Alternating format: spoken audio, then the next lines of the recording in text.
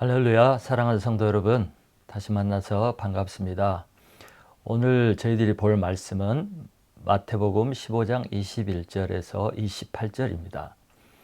그리고 말씀 제목은 예수님의 집중, 이런 제목으로 말씀을 보도록 하겠습니다. 그리고 부제목으로는 중요한 것을 먼저 하라, 중요한 것을 먼저 하라, 이것이 부제목입니다. 오늘 저는 본문 말씀 중에서 24절을 중심으로 말씀을 전하려고 합니다. 오늘 말씀을 통해서 중요한 것에 집중하시는 예수님을 배우기를 원합니다. 자, 21절, 22절을 보시기 바랍니다. 21절, 22절에 보면 예수님께서 갈릴리를 떠나서 두로와 시돈 지방으로 가셨습니다. 두로와 시돈은 갈릴리 북쪽 지중해 해변에 있는 도시입니다. 이곳은 이방인들이 사는 도시로서 유대인들이 잘 가지 않는 곳이거나 유대인들이 별로 살지 않는 곳입니다.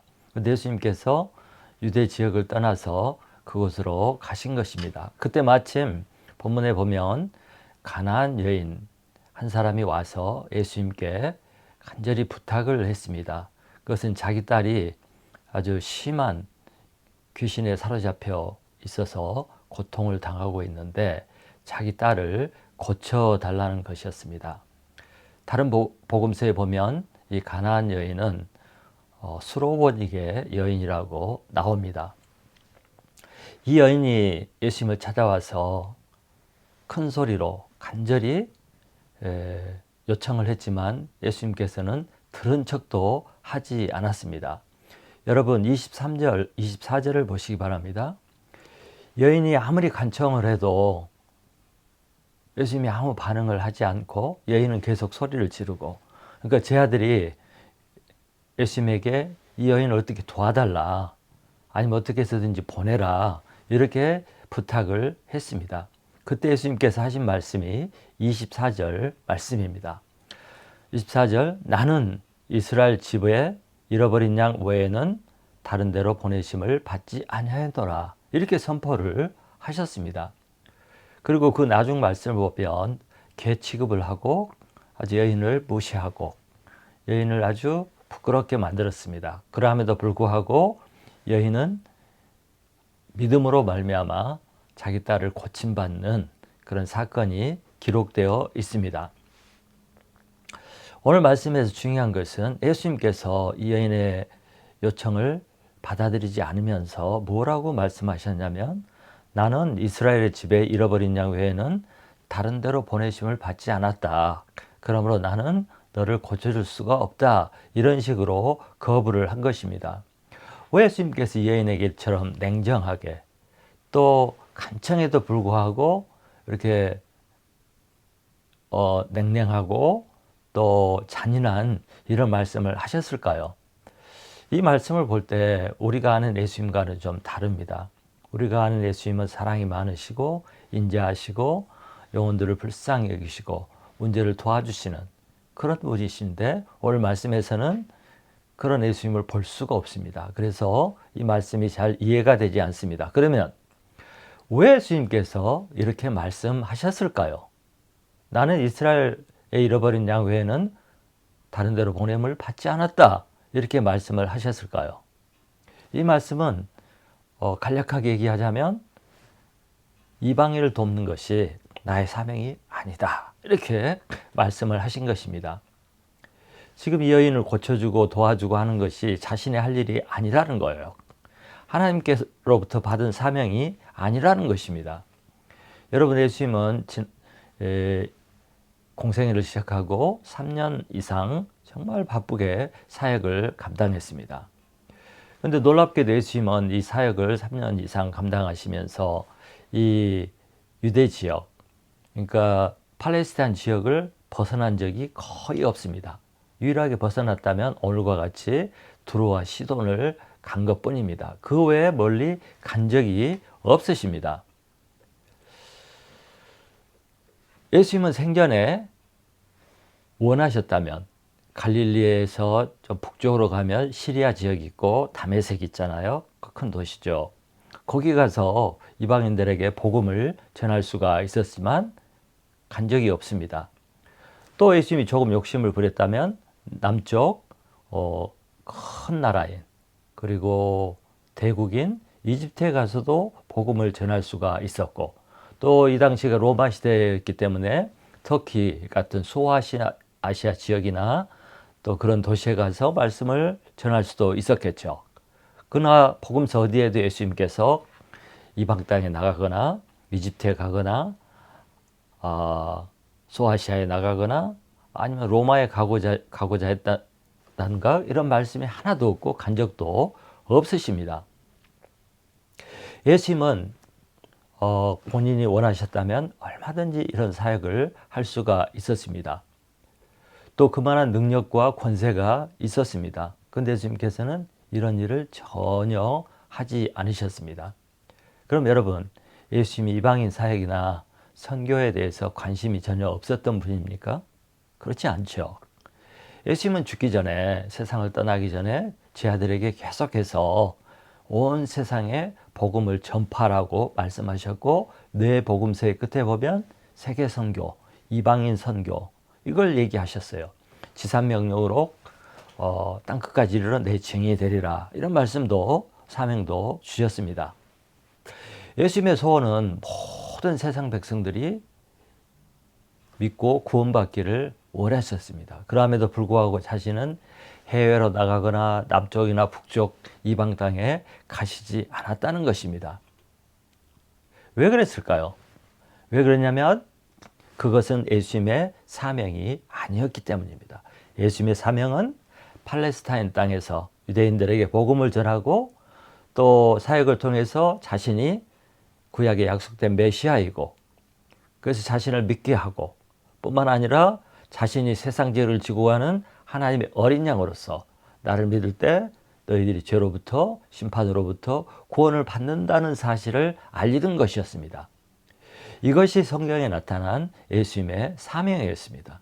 또 하나는 제자를 양성하는 것이죠. 예수님이 사역을 잘했어도 제자를 양성하지 않았다면 이 사역은 퍼지지 못했겠죠. 그래서 예수님이 중점적으로 한 사역 중에 하나가 3년 동안 제자를 키우는 것이었습니다. 예수님은 제자를 키우고 또 유대 땅에서 천국 복음을 전하고 또 결국에는 십자가를 지기 위해서 그 길을 가셨고, 그것이 예수님의 사명이었는데 예수님이 이 사명에 집중하셨고 결국 이 사명을 완성하셨습니다. 예수님은 이 이외에 다른 비전이나 다른 목표나 다른 일에 관심을 두고 그 일에 막 쫓아다니고 시간을 들이고 또 시간을 낭비하고 마음을 쓰고 그렇지 않았습니다. 세상에는, 이방 땅에는 사람도 많이 있고 불쌍하고 도와줘야 되고 또 복음을 듣지 못하기 때문에 복음을 드려야 되고 이런 무사람들이 있었지만 예수님은 그 일에 목표나 마음을 두지 않고 마음과 시간을 빼앗기지 않고 자신에게 주어진 사명만을 열심히 감당하셨습니다. 예수님은 하나님이 자신을 이 땅에 보내신 그 목적대로 사신 것입니다. 그 일에 포커스를 맞추고 그 일을 죽기까지 완성하셨습니다. 그래서 예수님께서는 이방인이 찾아와서 자기를 도와달라고 그랬을 때 나는 이방인들에게 보냄을 받지 않았다, 이렇게 말씀하신 것입니다. 우리는 이 말씀을 통해서 두 가지를 배울 수 있습니다. 저는 두 가지를 배웠습니다. 첫째, 우리는 하나님이 나에게 주신 그 일에 집중을 하고 그 일을 완수하기 위해 최선을 다해야 된다는 것입니다. 우리가 최우선으로 해야 할 중요한 일이 바로 하나님이 나에게 주신 그 사명이라는 것입니다. 스티븐 코비라는 리더십 분야의 전문가이고 탁월한 학자인 스티븐 코비가 책을 썼는데 그 책 제목이 First Things First, 한국어로 번역된 책에 의하면 소중한 것을 먼저 하라 하는 이런 책을 썼습니다. 이번에 이 책에서 문제를 던졌는데, 질문을 던졌는데 왜 사람들이 소중한 것을 먼저 하지 못하고 그렇게 다른 데 시간을 쓰고 인생을 낭비하는가, 왜 소중한 것을 뒤로 미루는가 하는 그런 것에 대한 의문을 제기했습니다. 그리고 그런 많은 사람들이 시간을 관리하기 위해서 애를 쓰고 노력하지만 시간 관리를 못하고 또 중요한 것에 집중하지 못하고 실패하고 만다는 것을 말하고 있습니다. 사람들은 항상 이렇게 말을 한다고 합니다. 나는 시간이 더 필요해. 나는 시간이 너무 없어. 나는 인생을 더 즐기고 싶다. 나는 개인 생활과 또 일 사이에서 균형을 이룰 수가 없다. 나는 가족과 더 많은 시간을 보내고 싶다. 나는 늘 일을 미루다가 위기 상황에 빠지곤 한다. 나는 해야 할 일이 너무 많다. 그래서 나는 스트레스가 많고 나는 시간이 너무 부족하다. 이런 것들이 바쁘게 사는 사람들의 고백이라고 합니다. 한마디로 말하면 해야 할 일은 많고 하고 싶은 것은 많은데 시간이 없다는 것입니다. 그래서 사람들은 그냥 시간 없이 바쁘게 살다가 결국 하고자 하고 해야 하고 하고 싶은 일들을 하지 못하고 전전긍긍 쫓겨 살다가 좌절감을 느끼고 또 패배감을 느끼고 또 이들 때문에 쫓기는 삶을 살게 된다고 합니다. 스티븐 코비는 어느 날 자기 딸이 셋째 아이를 낳고 불평하는 소리를 듣게 되었습니다. 이 딸이 이렇게 얘기한 거예요. 나는 너무 속상하다. 내가 이 아이를 사랑하지만 이 아이가 내 시간을 너무 많이 빼앗고 나는 이 아이 때문에 다른 일을 하나도 할 수가 없다. 나는 해야 할 일이 너무 많은데 얘한테 매여 있다. 그래서 이렇게 불평하는 소리를 들었답니다. 그때 스티븐이 딸에게 이렇게 말해 주었습니다. 지금 너에게 이 아이를 키우는 것만큼 소중한 일은 없단다. 엄마인 너만큼 이 아이를 사랑하고 보살필 수는 없단다. 지금 내 인생에서 가장 소중한 일은 이 아이다. 이 아이를 키우는 것이다. 이렇게 말을 해줬다고 합니다. 여러분,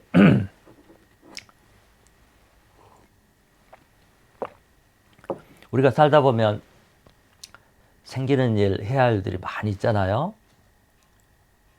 이 일들 중에는 긴급한 일이 있고 소중한 일이 있습니다. 중요한 일이 있습니다. 긴급한 일이 있고 중요한 일이 있습니다. 또 그런가 하면 중요하지만 긴급하지 않은 일이 있고 긴급하지만 중요하지 않은 일이 있습니다. 그렇죠? 또 어떤 것은 긴급하지도 않고 중요하지도 않은 일이 있습니다. 근데 여러분, 중요한 일 있죠, 인생에. 근데 이 중요한 일들이 오늘 꼭 해야 되고, 내일 해야 되고, 빨리 해야 되고, 뭐 그런 경우는 거의 드뭅니다. 중요한 일 치고, 긴급한 일이 별로 없어요. 그래서 이 중요한 일은 어떻습니까? 내게서 우선권을 뺏기고, 내게서 시간을 가져가지를 못하는 거예요. 그래서 항상 중요한 일이 긴급한 일에 순서를 빼앗기고 순서가 뒤로 간다는 것입니다. 근데 여러분, 긴급한 일이 꼭 중요한 건 아니죠. 밥 먹어야 되는 거, 밥 때가 되면 밥을 먹어야 돼요. 우리 배가 밥을 요구하기 때문에. 그래서 사람들은 하루 세끼 열심히 찾아서 먹습니다. 이게 긴급한 거예요.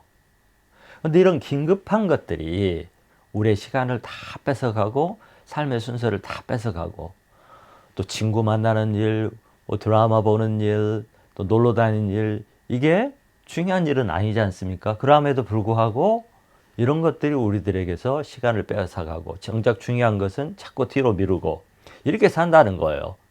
그래서 우리는 사소한 일, 긴급하지도 않은 일, 또 긴급한 일, 이런 일 때문에 시간을 다 허비하고 인생을 허비하고 인생 말년에 가면 후회를 하게 됩니다. 자, 오늘 말씀에 나오는 예수님을 통해서 우리가 배워야 할 것은 뭐예요? 중요한 일에 집중을 하는 거예요. 긴급한 일이 아니라 중요한 일에 집중을 하는 겁니다. 예수님은 자신이 해야 할 중요한 일이 무엇인지 정확하게 아셨습니다. 예수님은 중요하고 긴급한 일이 무엇인지 정확하게 아셨습니다. 그것은 뭐예요? 천국 복음을 전하는 일, 제자를 키우는 일, 또 십자가를 지고 죽는 것. 이것이 예수님이 관심을 쓰고 집중해야 되고 하는 중요한 일이었습니다. 만약 예수님이 선교도 다니고 이방인들에게까지 관심을 썼다면 정말 중요한 이 일을 완성하지 못하고 감당하지 못했을 것입니다. 그런데 이 일을 감당하기 위해서 예수님은 다른 하고 싶은 것들을 다 포기한 거예요. 예수님은 조금 잔인해 보일 정도로 자신의 중요한 일에 집중을 한 것입니다. 그래서 이방 여인에게 그렇게 말씀하신 거예요. 그렇게 말함으로써 나는 너를 싫어, 떠나가, 꼭 이런 것이 아니라 자기 일에 집중하기 위해서 자기 자신에게 이렇게 remind, 그러니까 자기 자신에게 각성을 시키는 거죠.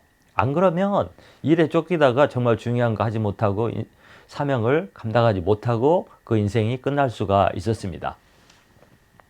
여러분, 그래서 우리도 우리 각자가 집중해야 할 일이 무엇인가 그걸 생각해 보고 봐야 합니다. 또 생각하면서 살아야 됩니다. 여러분 한번 생각해 보세요. 이것을 알려면 내게 정말 중요한 일이 무엇일까? 이것을 알려면 여러분이 죽음을 맞이하면서 후회할 일을 생각해 보시면 됩니다. 여러분 우리가 내일 죽는다. 일주일 후에 죽는다. 그러면 여러분들이 무엇을 후회하시겠습니까? 60, 70, 80을 살아오면서 죽음을 앞에 둔 그 순간에 무엇을 후회하시겠습니까? 돈 많이 못 번 거 후회하시겠습니까? 여행을 많이 못 다닌 것 후회하시겠습니까? 또 공부를 많이 못한 거. 나는 회사 일에 충성을 못했다. 나는 취미생활을 많이 했어야 되는데 그런 거 못했다. 뭐 그런 거 후회하시겠습니까? 그렇지 않죠. 정말 중요한 것을 하지 못한 거, 그것을 후회할 것입니다. 그러면 그것이 무엇일까요? 무엇을 후회할까요? 바로 그것이 우리에게 중요한 것입니다. 여러 가지가 있겠죠. 각자에게 중요한 것이 있겠죠. 그런데 정말 우리에게 중요한 것은 하나님이 우리에게 주신 사명입니다. 하나님이 나에게 주신 사명. 하나님은 우리 각자에게 사명을 주셨어요. 그 사명이 우리에게 가장 중요하고 소중하고 가장 먼저 해야 할 일인 것입니다. 그것은 하나님이 내게 맡겨주신 일이에요. 현재 교회에서 나에게 맡겨주신 직분, 또 하나님께서 내게 주신 가정, 또 내가 속한 교회, 뭐 이런 것들이 우리에게 가장 소중한 거죠. 또 가정을 지키기 위해서 일해야 되는 거, 학생에게는 공부, 이런 것들이 우리의 사명이고 가장 우선적으로 해야 할 일들입니다. 이런 것에 우리가 집중을 하고 마음과 생각을 다해서 충성하고 완수해야 합니다. 하고 싶은 일이 너무 많고 가고 싶은 게 너무 많고 보고 싶은 거 너무 많지만 거기에 마음과 생각과 시간을 다 뺏겨버리면 정작 내게 맡겨진 일들, 사명 감당 못하죠. 그렇게 하기 위해서는 여러분 하고 싶은 거 포기해야 되고요. 보고 싶은 것도 포기해야 되고 가고 싶은 것도 포기해야 되고 이렇게 해야 됩니다. 희생을 해야 됩니다. 이렇게 했을 때 우리가 후회하지 않는 중요한 일에 집중하는 삶을 살 수가 있습니다. 그런데 사람들은 자꾸 자신의 일보다 남의 일에 신경을 쓰는 경향이 있습니다. 또 남이 하는 거 보고 내가 하면 더 잘할 수 있는데 자꾸 남의 떡이 커 보이고 남의 잔디가 푸르러 보이는 그런 이상한 마음을 가진 것이 사람입니다. 근데 그렇게 하면 안 돼요. 내게 맡겨주신 일을 가장 중요하게 하고 그것에 집중을 하고 남의 일은 우리 기도해주고 도와주면 되는 거지. 자기 일은 놔두고 자꾸 남의 일에 신경 쓰고 남의 짐질에 신경 쓰고 이렇게 해서는 안 되는 것입니다. 또 집중해야 될 것은 하나님께서 우리에게 주신 은사입니다. 아무리 부족한 사람도 한 가지 이상은 잘하는 것이 있습니다. 그 잘하는 것이 은사인데 하나님이 각자에게 주신 사명입니다. 그래서 못하는 거, 안 되는 거, 할 줄 모르는 거 하려고 애를 쓰지 말고 내가 잘하는 거, 하나님께 내게 주신 은사를 집중적으로 개발하고 발전시키고 거기에 집중하는 거, 이것이 우리에게 필요한 것입니다. 제 집사람은 전도를 잘합니다. 또 제 집사람은 공부하는 걸 좋아해요. 근데 어쨌든 각자에게 이런 은사가 있습니다. 또 저는 뭐 돈 버는 재주도 없고 운동도 잘하지 못하고 머리가 좋아서 공부를 잘하는 것도 아니고 별로 은사가 없는 것 같아요. 근데 제가 대학생 때부터 선교단체에서 성경을 가르쳤는데 많은 사람들이 저하고 공부를 하고 예수를 믿고 변화되고 성장하는 것을 보았고 많은 학생들을 지도하고 가르칠 수가 있었습니다. 그 사람들이 제가 성경 공부를 잘 가르친대요. 근데 뭐 제가 지식이 많아서 잘 가르치는 게 아니라 좀 쉽게 잘 이해되게 이렇게 잘 가르친대요. 근데 제게 그런 은사가 있는 것 같습니다. 그래서 결국 목사도 되었는데요. 사람마다 이렇게 하나님께로부터 받은 사명이나 은사가 있어요. 이것에 집중을 하고 이걸 열심히 감당하면 하나님께서 우리에게 주신 그 중요한 일을, 소중한 일을 완성하고 이룰 수 있게 되는 것입니다. 그렇지 않고 자꾸 다른 일에 쫓아다니고 신경 쓰고 마음을 두고 하다가 아무것도 이루지 못하고 세상을 떠나게 된다면 후회하겠죠. 왜 이렇게 살았나. 그 일을 열심히 할 걸. 그렇게 후회하는 삶을 살게 된 것입니다. 그래서 여러분, 우리가 해야 할 것은 예수님처럼 하고 싶은 것 많고 보고 싶은 것 많고 뭐 해야 할 것 많지만 포기하고 자르고 가지치기를 하고 정말 중요한 일에 집중하는 것, 이것을 배워야 합니다. 둘째, 예수님을 통해서 우리가 배워야 할 것은 뭐냐? 영광을 남에게 돌리는 마음을 가져야 함을 배울 수 있습니다. 예수님을 통해서 두 번째 배워야 될 것은 영광을 다른 사람에게 돌리는 마음을 가져야 된다. 이것입니다. 여러분, 예수님은 온 세상에 나가서 복음을 전하고 또 그들을 불쌍히 여기시고 고쳐주시고 할 능력과 기회가 얼마든지 있었습니다. 그럼에도 불구하고 그렇게 하지 않고 예수님은 세상으로 나아가고 로마 제국을 정복하고 아시아에 나가서 복음을 전하는 것을 다 제 아들에게 맡기셨습니다. 그러면서 예수님이 요한복음 14장 12절에서 이렇게 말씀하셨어요. 너희들이 나보다 더 큰 일을 하게 될 것이다. 예수님은 제 아들에게 큰 일을 하고 큰 영광을 받는 그 기회를 양보한 것입니다. 예수님 제 아들에게 세계를 정복하고 세상을 복음으로 정복하고 세상을 하나님께 바치는 크고 멋지고 영광스러운 일을 제 아들에게 맡기신 겁니다. 대신에 자신은 팔레스타인 좁은 땅에만 왔다 갔다 하시고 유대인들에게만 복음을 전하시고 결국 나중에는 십자가에서 초라하게 비참하게 죽으셨습니다. 예수님과 제 아들을 비교할 때 제 아들은 너무 부족합니다. 어른 앞에 어린아이와 같은 존재였습니다. 그럼에도 불구하고 예수님은 이렇게 큰 일, 위대한 일, 영광스러운 일을 제 아들에게 맡기신 것입니다. 그런데 이렇게 하기가 쉽지 않죠. 왜냐하면 세상에서는 절대 영광이나 권세를 다른 사람들과 나누려고 하지 않습니다. 권세 잡은 자들은요, 대부분이 자기가 권력을, 권세를 가지고 있는 동안에는 이인자를 두지 않습니다. 누가 올라오는 것 같으면 제거해 버립니다. 그래서 수단 방법을 가리지 않고 자기 정적이나 라이벌을 죽입니다. 제거합니다.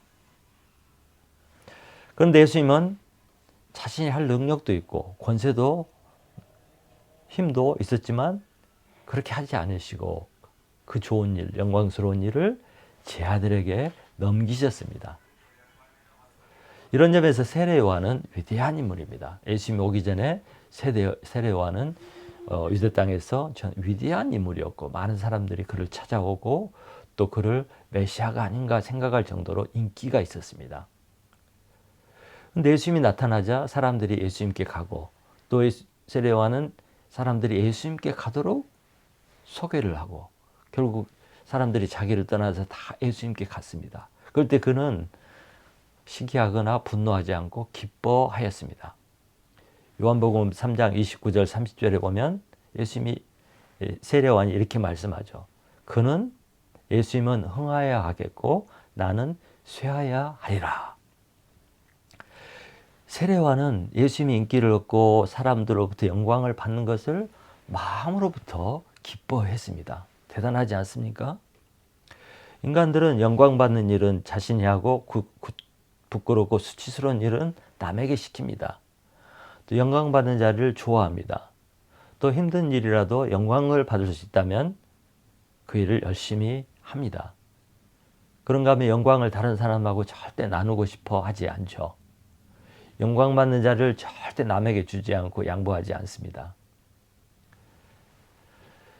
그런데 예수님은 그렇게 했어요. 세상 사람들이 할 수 없는 그런 양보를 제 아들에게 했습니다. 이것이 바로 우리가 배워야 할 예수님의 태도입니다.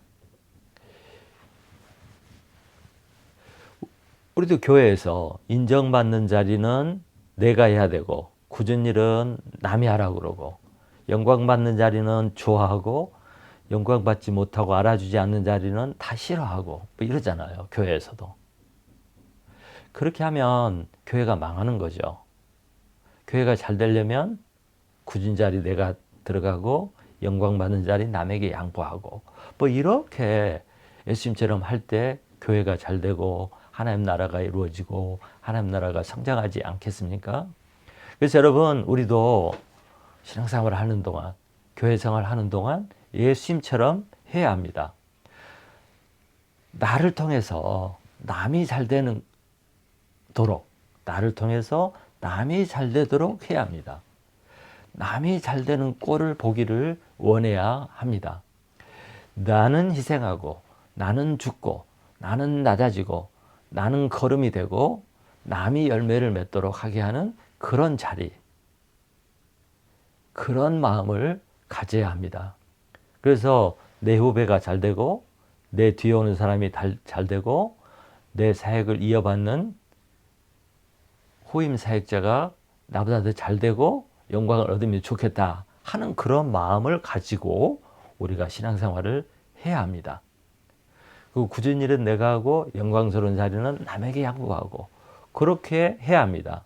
이렇게 될 때 교회는 반드시 잘 될 수밖에 없고 또 하나님 나라가 아름다운 하나님 나라가 이루어질 수 있겠죠. 이렇게 할 때 세상은 아름다운 세상이 되고 하나님이 기뻐하는 세상이 기뻐하는 공동체가 기뻐하는 교회가 될 것입니다.